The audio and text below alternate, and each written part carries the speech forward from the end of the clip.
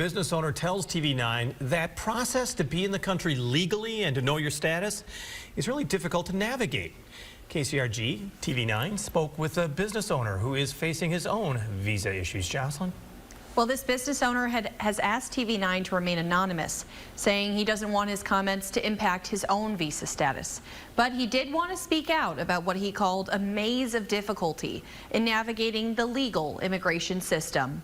It's totally frustrating because I have my responsibilities here too.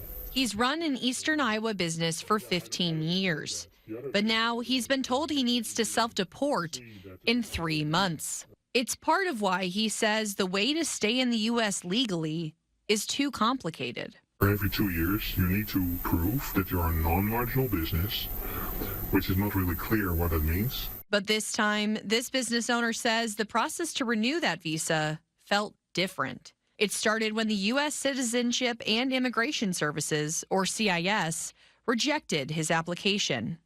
The reason? He needs to now pay an extra $300 for asylum seekers, even though that's not in his visa category.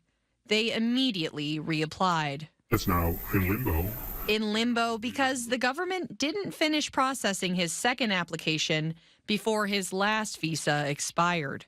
He and his wife have been told to self-deport by December 11th. It means a trip back home overseas to reapply, with no guarantee to return.